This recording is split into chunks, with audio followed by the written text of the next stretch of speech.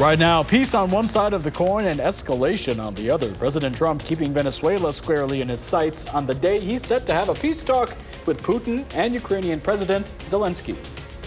And closer to home, we have an alert day in the forecast. I'll talk all about what's expected coming up. Plus, what are some of the songs of your childhood? In this week's Hollywood Minute, we take you behind the scenes of some of those sounds of our youth.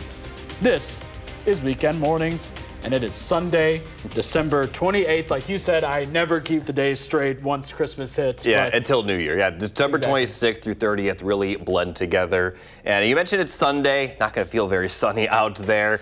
We have a pretty busy forecast coming up. Still not quite in that alert day yet. We have another morning of very foggy conditions.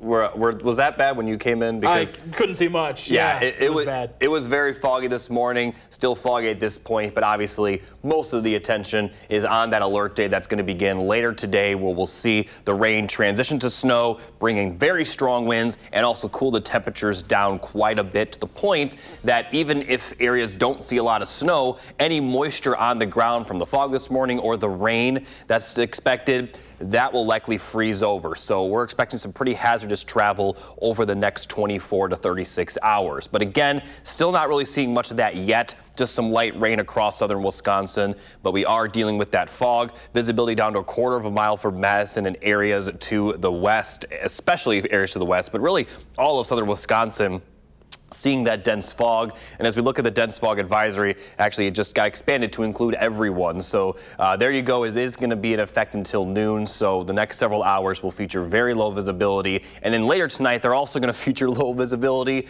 but because of the falling and blowing snow. So I'll preview the storm right now, but I'll talk in more detail about it later. Here's a look at the timeline of all of it. Patchy fog with some light rain through the early afternoon. More consistent rain moves in during the afternoon, then changes to snow by the evening. Once it does change to snow, probably the latest area to see it change will be around 8 to 9 p.m. Overnight, we'll see snow for everybody, especially the blowing snow as well, with those strong winds picking up. And we'll also see the temperatures cool down with wind chills possibly to the negative teens. The snow will taper off early tomorrow, but the winds will continue, which will create more of that blowing snow. So I'll continue talking more about the details of this system coming up a little bit later.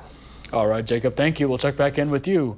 And President Trump is keeping Venezuela squarely in his sights as he's ramping up the pressure on the Maduro regime by threatening land strikes, seizing oil tankers, and blasting suspected drug boats out of the waters. CBS's Willie James Inman reports.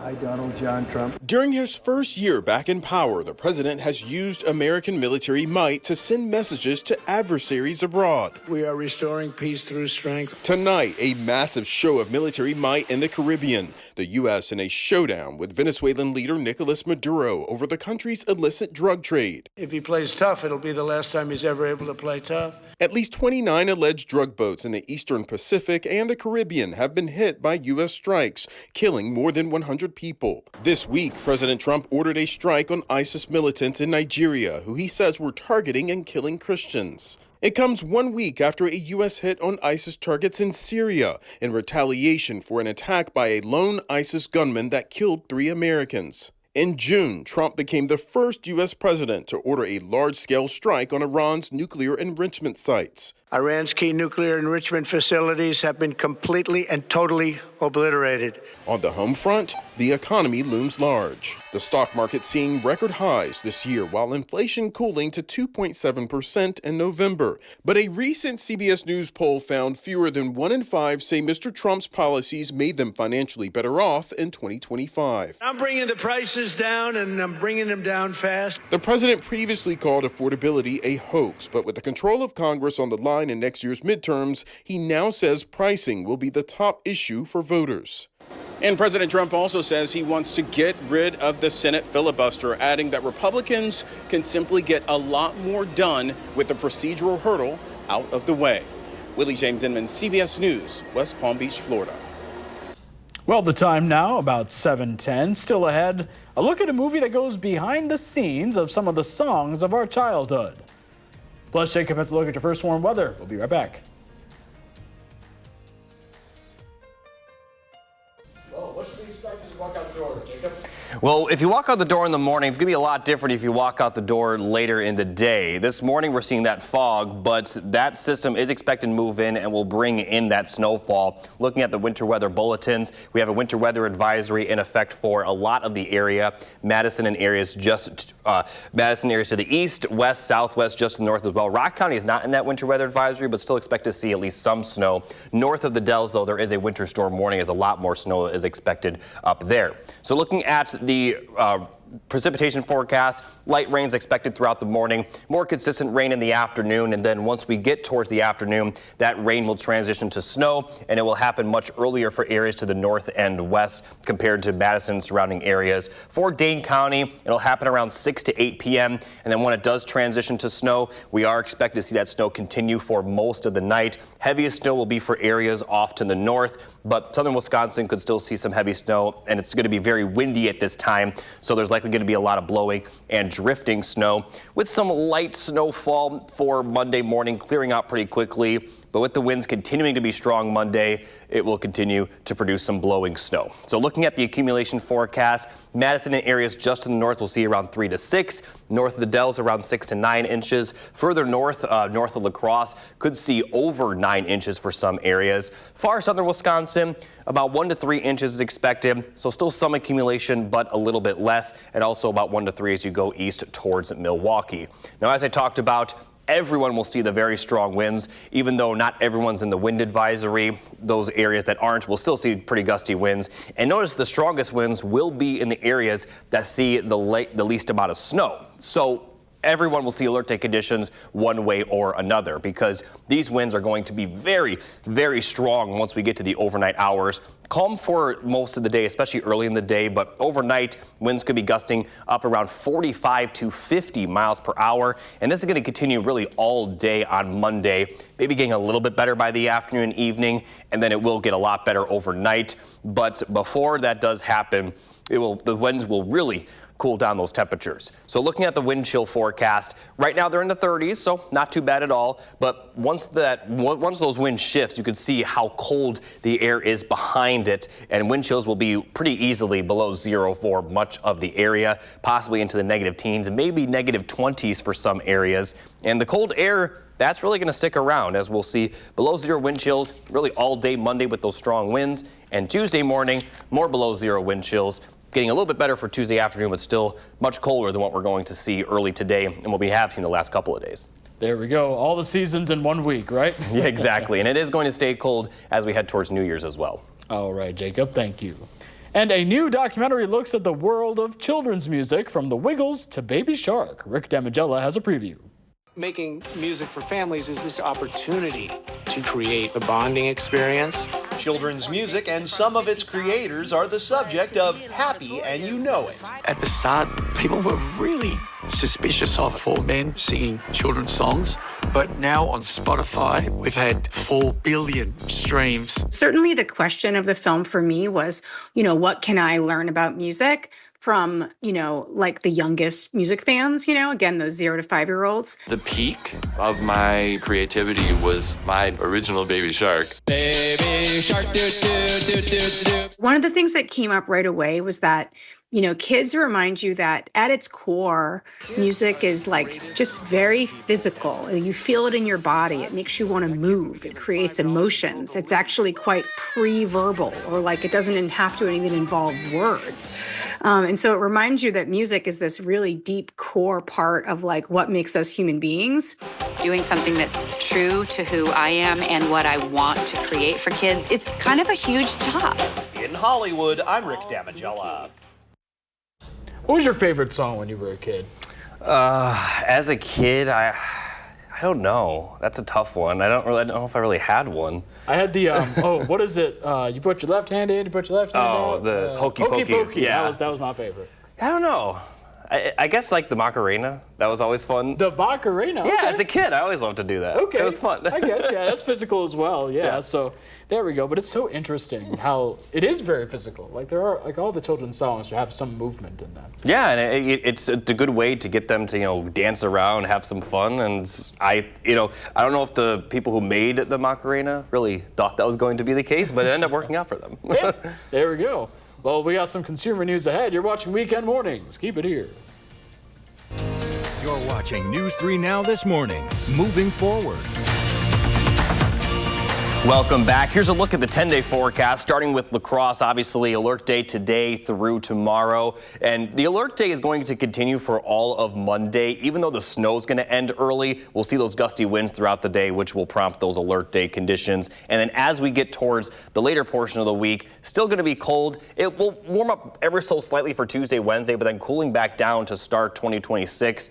Thursday and Friday morning could have those wind chills well below zero. And then as we get towards the end of the week into next week, we're going to see temperatures staying below freezing. So looking at Madison's forecast, very similar. Again, mild this morning, but the temperatures you see this morning, they're not expected to return really for the foreseeable future, because we could be in the lower 40s and we may not even get to 30 after today. So winter is returning. That's kind of what we've been saying the last couple of days. Not necessarily winter is coming, because we have had winter already in Wisconsin. Although the moment it became official winter, which was Monday earlier last week, it hasn't felt like it. It was just very winter-like. That we had that post-Thanksgiving snowstorm, then very cold for the first half of December. Mild Christmas, but it's going to be winter again. So it's kind of like the opposite of what everyone wants, because everyone always like, I don't want winter except for Christmas. But this year we had a mild Christmas, and it's been winter beforehand, and looks like it will be afterwards. So again, kind of opposite of what people really want when it comes to the winter. You know, every single year on my birthday, January 11th, I never escape bad winter weather. And it seems like it's how it's going to be this year as well. My birthday is at the end of March, and I've remember 2 birthdays specifically where it did snow. Really? Because it sometimes snows in March, obviously the late portion of March. So, but yeah, that is funny. My mom had a birthday in January, and she said one year the wind chills were like -50, and so they had to like cancel her birthday party or something, like when she was a kid. So the struggle is real. I guess having a birthday in the winter / early spring isn't always the best. No, it isn't. Y'all feel me out there, you fellow winter babies. Well, before we head to your break, your weekend playlist pick is the #1 holiday song this year, topping Mariah Carey's "All I Want for Christmas Is You," that's been in the lead these past 5 years. Let's take a listen. Last Christmas, I gave you my heart, but the very next day, This top Mariah Carey. I thought it was going to be like rocking around the Christmas tree. I wasn't expecting this. You weren't expecting the glam pop? No. The throwback to the 80s? Wham! With Last Christmas. It is a good song. I like it. It's very chill. You kind of get swooned into it. I do want to say, I knew it wasn't Rock Around the Christmas Tree when they said 80s. I'm just saying, when you said it was topping Mariah's, I thought that's what the song. I know that song did not come out in the 80s. Yes, anyway. Fair enough. Well, be sure to send your weekend playlist pick to Michelle Renee Quinn's email, MrQuinn at WISC-TV.com. Add playlist pick into the subject line and tune in to Weekend Mornings to hear your song.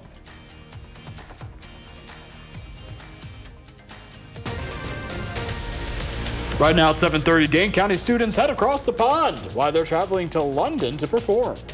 Plus, closer to home, we are seeing those big changes coming. It'll be a lot colder. I'll have the full forecast coming up. Plus, new ways to go to the East Coast if you live in Madison. We'll tell you what those are. Welcome to Weekend Mornings on this Sunday. I'm Armand Rahman, filling in for Michelle Renee Quinn. You know, in that camera shot, you couldn't really see much in there, could you? Yeah, it's been like that the last couple of mornings. Very foggy across the region. But that's not really the biggest story. It's that alert day that is coming. We are going to see snow, much colder temperatures, and strong winds. And this is going to be for all of southern Wisconsin, although far southern Wisconsin, not going to see a ton of snow. Areas to the north definitely could see quite a bit. But everyone will see the very strong winds. So everyone will see alert day conditions in some form. But right now we are seeing some light rain and foggy conditions. Looking at the current radar, light showers, especially across far southern Wisconsin, and the fog arguably is even worse this morning than it has been the last couple of mornings. Visibilities for just about everybody less than a mile. Most areas are at a quarter of a mile. So if you have anywhere to go this morning, take it easy. I know when I came into work here, visibility was very, very low. And looking at the dense fog advisories, it's in effect for our entire area until noon. So it will get a little bit better by the afternoon hours, but then later tonight we'll see the low visibility from the snowfall. So here's the timeline of this system. I'll talk more in detail about it later, but from now until the early afternoon, patchy fog, light rain. We'll see that rain moving in the more consistent rain moving in, and then it'll change to snow throughout the afternoon and evening. Widespread snow overnight. Also, the winds will pick up at this point. Snow tapers off Monday morning, but it will be very cold, and the winds will continue throughout the day Monday, leading to some blowing snow. So I'll talk more in detail about all of this coming up a little bit later. All right, Jacob, thank you. We'll check back in with you in a little bit. And new this morning, French actress and animal rights campaigner Brigitte Bardot has died. The Bardot Foundation released a statement announcing that she died at the age of 91. Her role in the 1956 film And God Created Woman made her an object of desire for many in the 1950s and 60s, and she was one of the first actresses to earn the title Sex Kitten. In later years, Bardot left acting and focused on promoting animal rights. Well, a person was pulled from the ice on Lake Mendota and taken to the hospital yesterday morning. The Madison Police Department's Lake Rescue team says the person fell through thin ice near Iota Court. Lake Rescue officials say area lakes may look safe, but as temperatures have fluctuated recently, ice conditions have become unpredictable and dangerous. And our Nash Dara was able to talk to the lake water rescue that assisted on Lake Mendota for safety tips when out on the ice. Ellie, even though the weather has gotten warmer in the past few days, people are still out on the ice enjoying winter activities. But recent accidents have sparked some conversation about safety out on the lakes. Years in the past, ice on Lake Mendota would tend to clear much faster than other lakes in Dane County. And with the rescue this morning, that pattern looks like it will continue. First and foremost, we kind of want to reiterate that no ice is safe ice. The weather warms up, a lot of times that ice can break up, especially on the larger lakes like Mendota. Years in the past, the ice would clear off of Mendota much sooner than it clears off of like a Monona, and especially the Monona Bays where they do the ice fishing. Kirk Munden, an apparatus engineer with Fire Station 1 in Madison, was there this morning with the lake rescue team, and he walked me through the steps of how they saved a life. So our lieutenant made the decision to take our ladder truck here, which has our surface rescue items. We have an RDC, which is a rapid deployment craft, as well as our exposure chutes. The firefighters will put the exposure chutes on. I was the one that managed to blow up the RDC, and then we were able to make that rescue from shore for that person that fell through this morning. The moral of the story is making sure to take that extra caution when out on the ice. For now, out at Lake Monona, Nash Daroff, News 3 Now. Nash, thank you. President Trump is scheduled to meet with Ukrainian President Volodymyr Zelensky later today in Florida. The meeting could prove pivotal in efforts to end the Russia-Ukraine war. CBS News correspondent Wendy Gillette has the details from New York. Ceasefire talks seem very far away from Kyiv, Ukraine, as Russia launched an hours-long attack of 500 drones and 40 missiles this weekend, cutting power to hundreds of thousands in the city and setting buildings on fire. Ukrainian President Volodymyr Zelensky spoke about the barrage while meeting with Canadian Prime Minister Mark Carney. This attack is, again, Russia's answer on our peace efforts, and it's really showed that Putin doesn't want peace. Zelensky is working to make the prospect of peace more attainable when he meets with President Trump at his Mar-a-Lago estate within hours. Ukraine's leader said Friday a revised peace proposal initially backed by the U.S. is almost complete. Security guarantees for Ukraine, territorial issues, and an economic agreement are on the table. President Trump needs to sign off on the plan, and then it would require the backing of Russian President Vladimir Putin. Some Ukrainians reeling from a string of recent Russian attacks are skeptical. This woman says Russians pretend they want peace. We know that's not true. But first, President Trump will have his say. Wendy Gillette, CBS News. The recent drone and missile attack in Ukraine killed at least 2 people and injured dozens. And the Dane County Regional Airport is announcing another direct route to Boston, which will begin next year. Delta Airlines will be launching a new nonstop service beginning on June 7th. The announcement comes just a week after American Airlines announced plans for direct flights on the same route. Both airlines will fly to Boston Logan International Airport. Delta's flight from Madison will leave mid-afternoon around 4:45, and arrivals from Boston will get to Madison at 3:53 local time. Those times are subject to change. Tickets for the flights on sale right now. And when announcing the added flights, Dane County Executive Melissa Agard said, quote, "The addition of nonstop service to Boston is another clear sign of the momentum we're building at Dane County Regional Airport. Demand for air travel in our region is strong and growing, and more people are choosing to fly out of MSN because it offers convenience, reliability, and a truly world-class experience, end quote. And speaking of travel, students from a local high school are heading overseas for a once-in-a-lifetime opportunity. Our Maya Tate stopped by the Mount Horeb High School to talk to those ringing in the new year in London. High school students from Mount Horeb's music department left today for London, where the group will be performing in London's New Year's Day parade. This will be the fourth time that Mount Horeb has been invited to the parade, but only the third time they'll attend. First being in 2007 and again in 2016, with their 2021 performance being canceled due to the COVID-19 pandemic. Approximately 200 students, plus an abundance of chaperones, are making the trip to England this year. We're going to the 40th anniversary performance for the London New Year's Day Parade.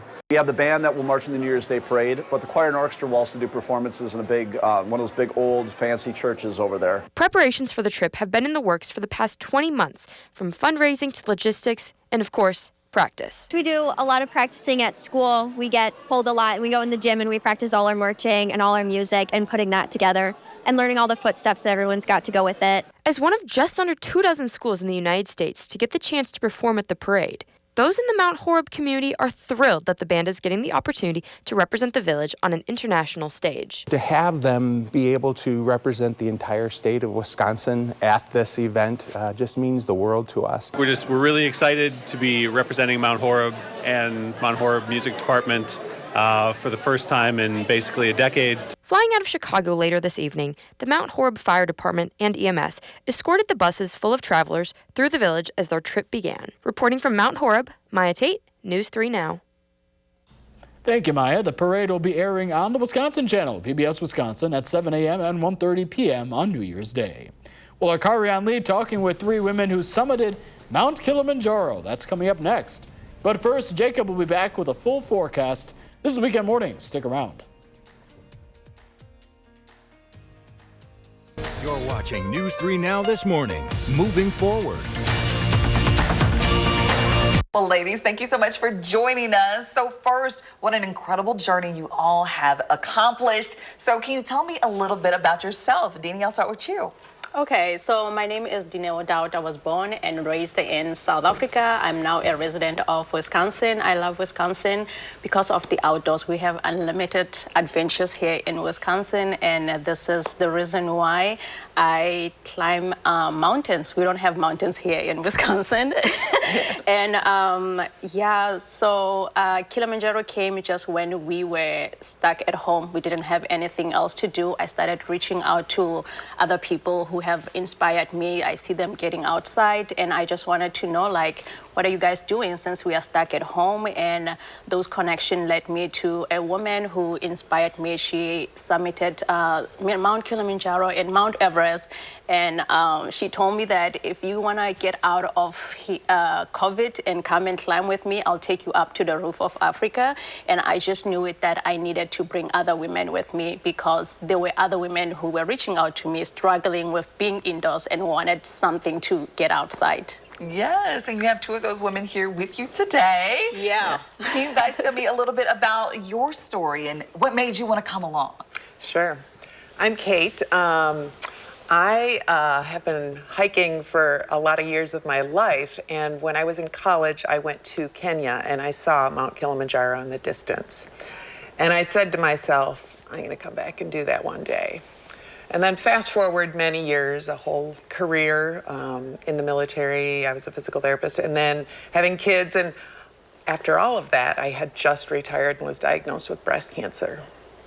And then went through a couple years of treatment, chemo, radiation, couple surgeries. And after that, I was really feeling like I needed to bring myself back home and wanted to do something that made me feel powerful again. And I met up with Dini hiking, and she said, come with us. And I said, oh my gosh. And it felt like a divine intervention there. And so I said, okay, I'm coming. And here we are. It was an amazing experience. What an amazing accomplishment as well. Thank you. And, you know, congratulations on, you know, being that survivor. We love that. And so can you tell me what made you come along? Yes, over the past few years, I've really enjoyed hiking, and I was in a 5th grade classroom, and I mentioned that I'd like to climb Kilimanjaro, and it just happened that a student went home, told his mom, and connected me with Dinny. And I mentioned it to my girls, and they're like, we're in. This sounds like a great mother-daughter thing, so yeah. Okay, so you brought your daughters along. I did. Okay, and what was that experience like, having them there with you? Oh, it was incredible. I mean, still to this day, we look at pictures and it's like, oh gosh, it was absolutely amazing. I mean, something that I wouldn't even have dreamed being able to, you know what I mean, of doing. So we both, or all three of us, we enjoy being together and just doing outdoors things, and it was wonderful. Well, the next time you visit the Big Apple, you won't have the shared experience of trying the Metro card this way and then flipping it over to try it that way, only to have the turnstile slam into you. Because beginning January, that card is getting on the next train out of here. The last day to buy or refill a Metro card is December 31st, as the transit system fully transitions to a contactless payment system that allows riders to tap their credit card, phone, or other smart device to pay fares, much like they do for other everyday purchases. New York will then join San Francisco, which launched a pay-go system earlier this year, Chicago, and others. Transit officials say already more than 90% of subway and bus trips are paid using the tap-and-go system, introduced in 2019. The Metro cards quickly became collector's items as the transit system rolled out special commemorative editions marking major events. So this is bittersweet for those like Lev Radin, a collector in the Bronx. At some point, I'm upset that they're finishing them up, and Omni is a little bit more expensive to pay. Honestly, I'm thinking of what will happen to my collection eventually. I know that I can't live forever, and I would love to donate it to the city. I would like to do something back to the city which adopted me and my family. Before Metro cards, bus and subway riders relied on tokens. Brass-colored coins introduced in 1953 purchased from station booths. The Metro card replaced tokens in 1994. And the time now, 7:44, is still ahead. Jacob brings you the final forecast when we come back. But first, if you have a little kid turning 3 soon, let us know so we can share their picture on TV. You're watching Weekend Mornings. Keep it here.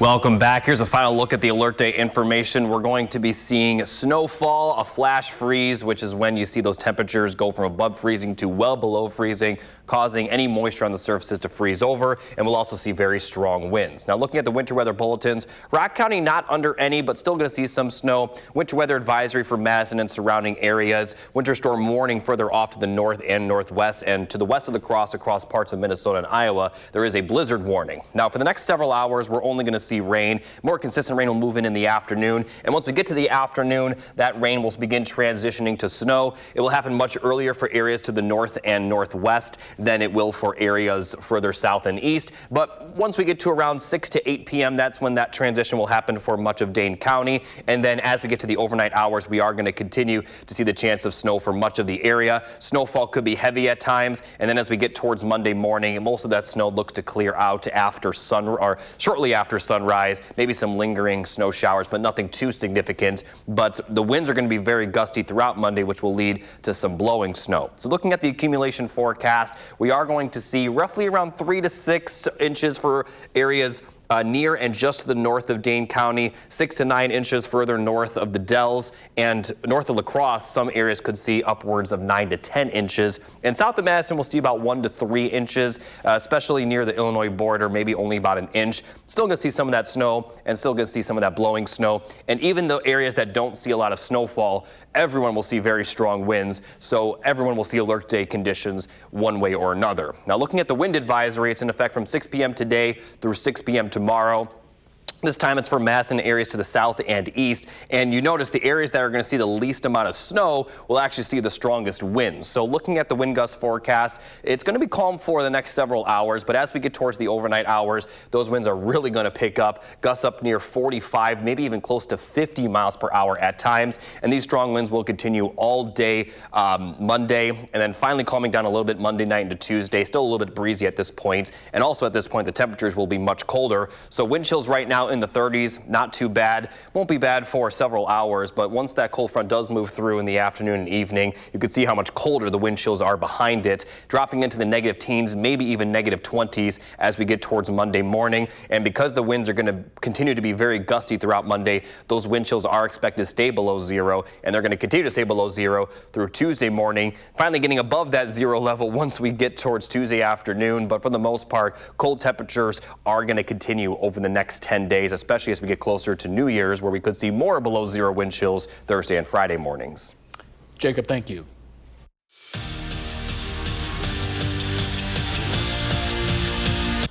It was not the ending the Packers fans hoped for yesterday, but as News 3 Now senior Packers writer Jason Wilde says, with Jordan Love out, others could shine. Good morning, everyone. From Lambeau Field, the Packers lose 41-24 to the Baltimore Ravens, and it was the Derrick Henry show. He runs for 216 yards and 4 touchdowns.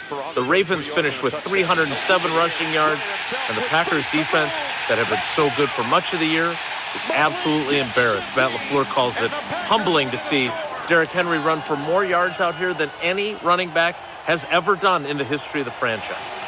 Packers now have to figure out how to regroup after losing 3 consecutive games. They are in the playoffs. They are locked into the number 7 seed, which means they will be on the road for as long as they last in the postseason. Matt LaFleur knows he's got his work cut out for him to get things going in the right direction. I think we got a pretty proud group in there. I think they're all disappointed in our performance tonight. You know, these are grown men, and I don't think they're going to shy away from this. Just knowing that group, we all got to just. I mean, it sucks. It hurts. It's extremely disappointing, but we all, each individual, have to look in the mirror and say, are we doing what we need to do on a daily basis to give us, our team, the best chance to go out there and compete against good football teams? And, you know, when you don't do that, you have nights like tonight. We'll see how the Packers go about regrouping this week. They finish the season at Minnesota. And then again, they will be on the road for the playoffs no matter what as the number 7 seed. Matt LaFleur admitting that he has to at least consider holding out Jordan Love, the Packers starting quarterback who missed tonight's game while still in the concussion protocol. Malik Willis was fantastic, but obviously they want Jordan Love under center. So some decisions to be made. We'll have full coverage of all those decisions and everything else you need to know to get ready for the playoffs, even if it doesn't feel like it right now, on our website, channel3000.com. And while you're there, make sure you sign up for the Packers newsletter, which delivers that coverage directly to your inbox every single day. In Green Bay at Lambeau Field, Jason Wilde, channel3000.com. Coming up on For the Record, we're sitting down with state Senate leadership to recap 2025 and to look ahead to 2026. Plus, an exclusive interview with the state superintendent, while she continues to defend her department after scrutiny about the way it handles educator sexual misconduct cases. And later, we're looking back at the top political stories in Wisconsin for 2025. That's ahead this morning on For the Record at 10:30. You're watching Weekend Mornings. You're watching News 3 Now this morning. Moving forward. Well, if you got a lighthouse, get it ready for the outdoors today. Yeah, it's going to not be a pleasant one out there. We'll see some light rain throughout the morning. Then that more consistent rain will move in the afternoon, transitioning to snowfall. We're expecting the chance of snow to continue for most of the night and into early Monday. And although the snow is going to end early Monday, the winds are still going to be very gusty throughout the day, which will lead to the possibility of some blowing snow. And as you can see, the temperatures will be a lot colder. Now, as we get towards New Year's, it may drop even further, with wind chills maybe dropping into the negative teens to possibly negative 20s for Thursday or Friday morning. So a cold start to 2026. And even as we get towards next weekend, it'll warm up a little bit, but still on the colder side. You know, the temperatures we're seeing right now, they're going to be the temperatures aren't going to get back to this level for the foreseeable future. We were in the 40s last couple of days, and we may not even get to 30 after tomorrow. Oh boy. So Yeah. our little taste of spring's gone. Yeah, winter is back. Winter is returned. Well, thanks so much for watching Weekend Mornings today. Coming up next is CBS Sunday Morning, followed by Face the Nation and For the Record right back here on News 3 Now. Our next newscast at 5:30. You can always find us streaming 24/7 at Channel 3000+. Goodbye, everyone.